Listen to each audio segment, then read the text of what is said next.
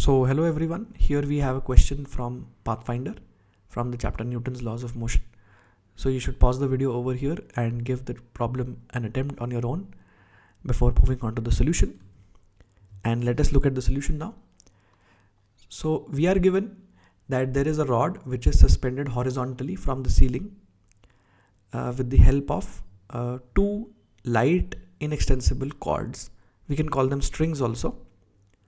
और दोनों स्ट्रिंग्स का लेंथ स्मॉल एल है and the rod is suspended symmetrically using these two strings are tied at the ends of the rod and the rod remains horizontal. So initially एक equilibrium position है rod की. Mass and length of the rod are given. Now the rod is given an angular velocity about its central vertical axis. तो ये vertical axis जो centre से पास करेगी rod के, उसके बाद हमने एक एंगुलर वेलोसिटी प्रोवाइड कर दी.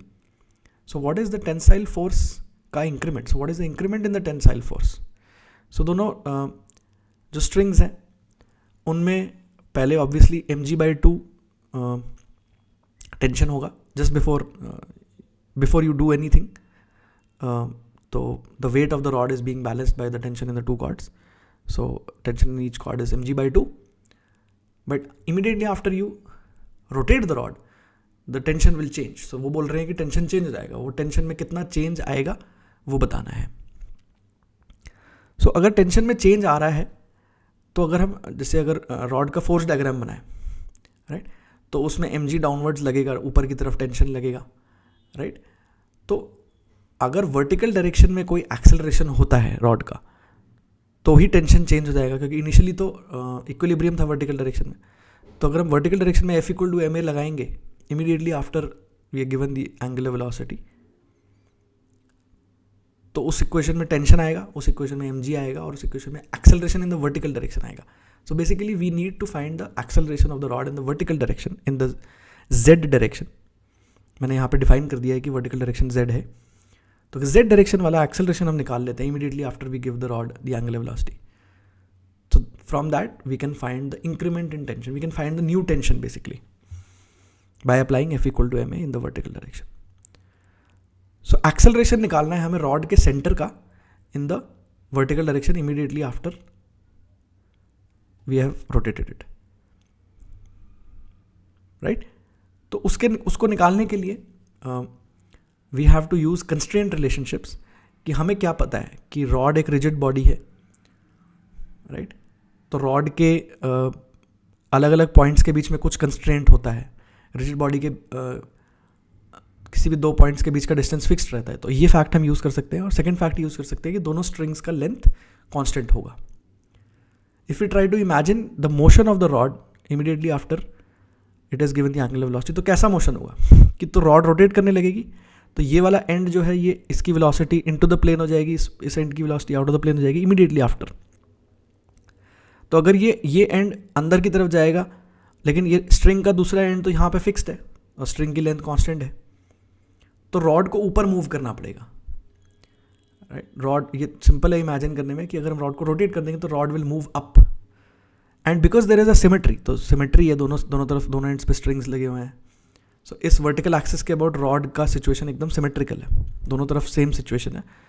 तो इसलिए रॉड हॉरिजॉन्टल रहेगी. मतलब इन दोनों एंड्स की जो हाइट है वो किसी भी टाइम इंस्टेंट पे बराबर रहेगी. तो rod will always remain horizontal and it will rotate about the vertical axis passing through its center, and as a whole the rod will also move upwards. तो इसका मतलब जैसे ही तुमने एंगुलर वेलोसिटी दी तो उसके बाद रॉड का कुछ वर्टिकल डायरेक्शन में ऊपर की तरफ एक्सेलरेशन आ जाएगा. तो इमीडिएटली आफ्टर तुमने ओमेगा दी तो वर्टिकल डायरेक्शन में कोई वेलोसिटी तो नहीं है. वेलोसिटी तो अभी एक्स और वाई डायरेक्शन में ही है. तो एक्स और वाई डायरेक्शन क्या है एक बार डिफाइन कर देता हूँ. तो यहाँ पे ओरिजिन ले लेते हैं which is at the point which is vertically above the centre of the rod. Rightward direction को x ले लेते हैं, वर्टिकल डायरेक्शन को z ले लेते हैं, और into the plane y direction हो जाएगा by the right hand rule. So directions are clear. तो रॉड की immediately after you give the rod the angular velocity, rod की वेलोसिटीज होंगी, रॉड के हर पॉइंट की कुछ ना कुछ वेलोसिटी होगी. x या y डायरेक्शन में हो सकती है क्योंकि इट विल मूव. तुमने ओमेगा दे दी है तो जैसे ये वाला एंड है तो इसकी वेलोसिटी अंदर इनटू द प्लेन होगी, इस पॉइंट की velocity out of the plane होगी, एंड सो ऑन. बट किसी भी पॉइंट की जेड डायरेक्शन में अभी वेलोसिटी नहीं होगी. तुमने तो सिर्फ ओमेगा दी है, जेड डायरेक्शन तो कोई वेलोसिटी दी नहीं है. बट जेड डायरेक्शन में एक्सेलरेशन हो सकता है, and because of that acceleration एक टेंशन आ जाएगा. एक टेंशन मतलब टेंशन की वैल्यू चेंज हो जाएगी, क्योंकि अब वर्टिकल डायरेक्शन में एक्सेलरेशन है. इनिशियली वर्टिकल डायरेक्शन में एक्सेलरेशन 0 था, इक्विलिब्रियम था. So we have to find that acceleration in the vertical direction, and we can find that using the constraint relation. तो मैंने ये कोऑर्डिनेट सिस्टम डिफाइन कर दिया है. तो मैं अब स्ट्रिंग की लेंथ कांस्टेंट है, इस इक्वेशन को लिखने के लिए इन दोनों पॉइंट्स के कोऑर्डिनेट्स लिख लेता हूँ कि ये वाला पॉइंट तो फिक्स्ड है L/2, 0, 0. It is easy to write the coordinates of this point. और जो दूसरा एंड है वो मूव कर रहा है, तो उसके जनरल टाइम इंस्टेंट पे कुछ कोऑर्डिनेट्स ले लिए x, y, z. ठीक है. और दोनों के बीच का डिस्टेंस लिख लिया, दोनों पॉइंट्स के बीच का डिस्टेंस लिख लिया, तो स्ट्रिंग की लेंथ हो गई वो. सो डिस्टेंस फॉर्मूला से x - L/2 whole square plus y square plus z square का अंडर रूट होगा. मैंने दोनों साइड स्क्वायर कर दिया already. Must be equal to the length of the string which is L. तो बेसिकली क्या हो रहा है कि x, y और z चेंज हो रहे हैं. This point is moving, x, y और z चेंज होते रहेंगे, बट इस तरीके से चेंज होंगे कि ये रिलेशन हमेशा मेंटेन रहना चाहिए, क्योंकि स्ट्रिंग की लेंथ कांस्टेंट रहेगी. The other end of the string is fixed here, right. तो अब ये लेंथ इसके बराबर होगी, बट हमें तो एक्सेलरेशन वगैरह निकालना है, तो हमें टाइम डेरिवेटिव लेना पड़ेगा. एक्सेलरेशन कैसे आएगा? अब रॉड का z कंपोनेंट ऑफ एक्सेलरेशन निकालना है हमें, cm का. तो वो क्या होगा? z का सेकंड डेरिवेटिव. ये जो z कोऑर्डिनेट है इस पॉइंट का, अब मैंने बोला कि रॉड हमेशा हॉरिजॉन्टल रहेगी through out, because the rod remains horizontal. Rod के सारे पॉइंट्स का z कोऑर्डिनेट हमेशा सेम रहेगा. तो अगर मैं इस पॉइंट का z एक्सेलरेशन निकाल रहा हूँ, मतलब cm का z एक्सेलरेशन निकाल रहा हूँ, क्योंकि सारे पॉइंट्स का z कोऑर्डिनेट हमेशा सेम रहेगा, तो z एक्सेलरेशन भी सारे पॉइंट्स का सेम रहेगा. सो इस पॉइंट का, राइट मोस्ट पॉइंट का, अगर मैं z कोऑर्डिनेट का सेकंड डेरिवेटिव निकालूं, तो that will be the acceleration that I need to find. So taking time derivative of this equation I get this. x के टाइम डेरिवेटिव को मैं vx बोल रहा हूँ, dx/dt को मैं vx बोल रहा हूँ, dy/dt को मैं vy बोल रहा हूँ, dz/dt को मैं vz बोल रहा हूँ. ठीक है. सो 2 कैंसिल हो जाते हैं, तो आई get this first equation. Right. Now length of the rod also remains constant. तो लेंथ का तो जो ये रॉड का आधा पोर्शन है, इसकी लेंथ लिख लेते हैं कि cm का जो x और y कोऑर्डिनेट है वो तो हमेशा 0 रहेगा. तो इनिशियली अगर ध्यान से देखेंगे तो cm इज लोकेटेड हियर, तो इसका z coordinate is -L, but x and y coordinates are 0. It is very clear कि ऐसा क्यों होगा. सो सेंटर ऑफ मास का x and y coordinates are initially 0 and they will remain 0, क्योंकि x और y में तो सेंटर ऑफ मास मूव ही नहीं करेगा. रोटेशन ऑफ द रॉड की वजह से सेंटर ऑफ मास की कोई भी वेलोसिटी नहीं होगी. Centre of mass will remain here, but it will move in the z direction. तो सेंटर ऑफ मास तो वर्टिकली मूव करेगा ऊपर की तरफ, तो उसका z कोऑर्डिनेट चेंज होता रहेगा, but y x and y coordinates will remain 0. So cm के coordinates are this at a general instant of time. इस एंड के कोऑर्डिनेट्स आर दिस, तो इन दोनों के बीच का डिस्टेंस लिख सकते हैं. सो x square plus y square का अंडर रूट होगा इन दोनों के बीच का डिस्टेंस. z वाला पार्ट कैंसिल हो जाएगा, एंड ये लेंथ L/2 है, हमें गिवन है, तो we will write x square plus y square equal to L square by 4. Right. Taking time derivative of this equation we get this.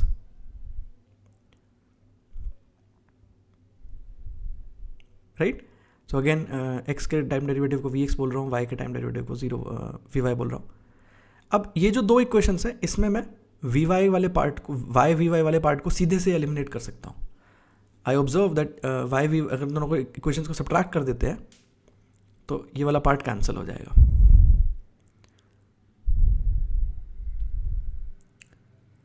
Right.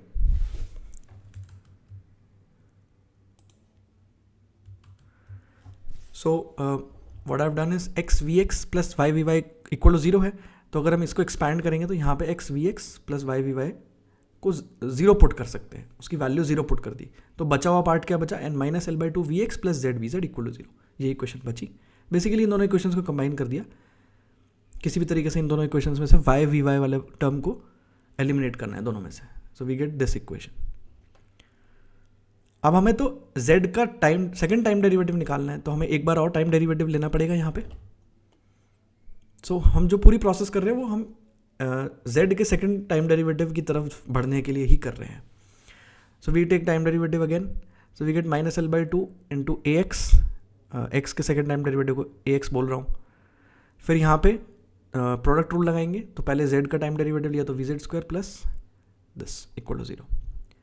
So this is the relation जिसको हम use करके az की value निकाल सकते हैं.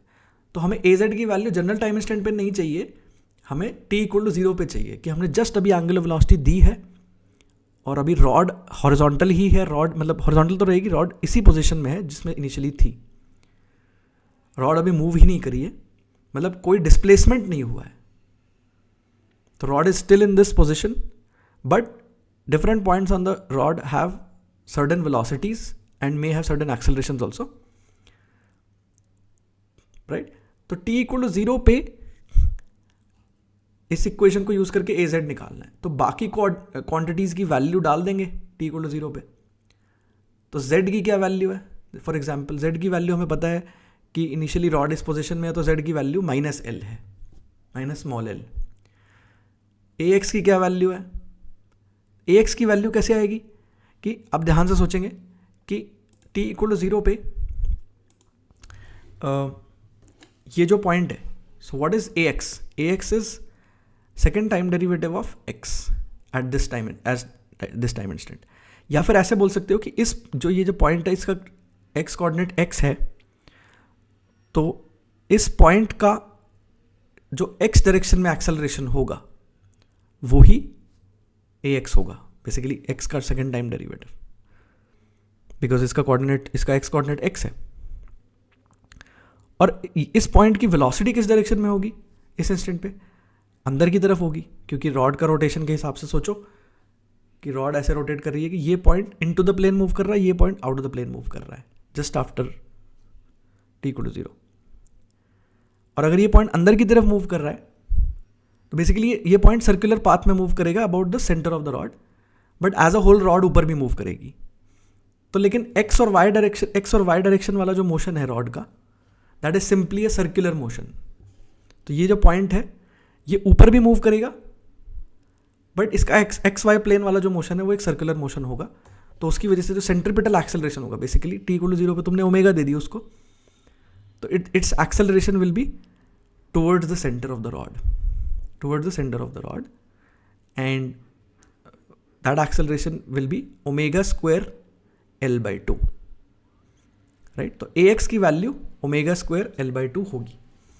और vz की value क्या होगी? vz की वैल्यू 0 होगी, कि अभी तो y डायरेक्शन में कोई वेलोसिटी एक्वायर नहीं की रॉड ने, y डायरेक्शन में सिर्फ अभी एक्सेलरेशन एक्वायर किया है.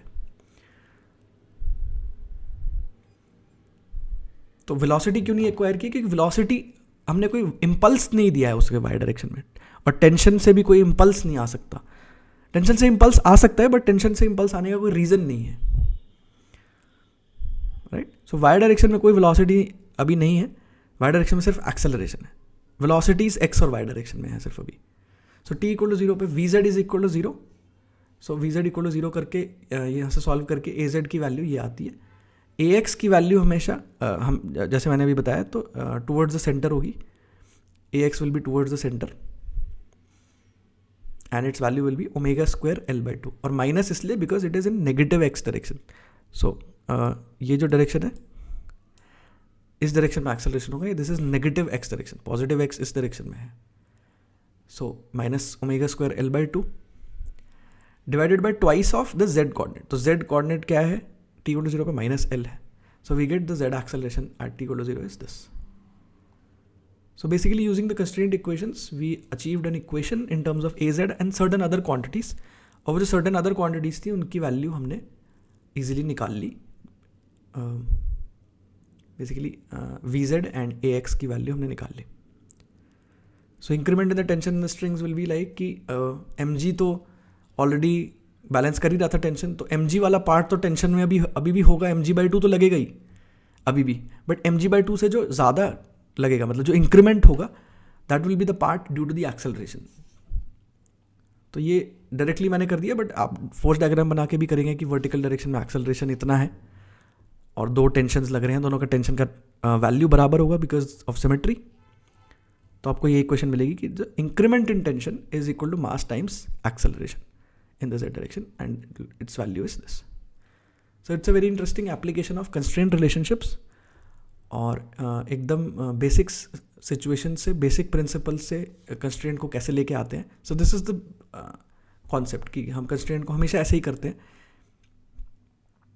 जब बहुत ही कॉम्प्लिकेटेड सिचुएशन होती है जहाँ पे हमें कोई अपने कंस्ट्रेंट के रेडीमेड फॉर्मूलेज यूज़ करने डिफ़िकल्ट लगते हैं, so we go to the very basic method which is defining a coordinate system, writing the coordinates, general time coordinates of the moving things, और उन कोऑर्डिनेट्स के टर्म्स में strings की, rods की length लिख लेते हैं जो फिक्स्ड रहेंगी, और उन लेंथ वाली इक्वेशंस को टाइम डेरिवेटिव लेके we find the relationships we need to find between velocities and accelerations. So I hope you liked this solution. I hope you enjoyed solving this problem and watching the solution. And this is a very interesting and very instructive problem, as most of the problems from this book.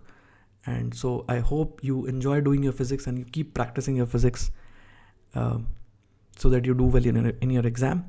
And thanks for watching.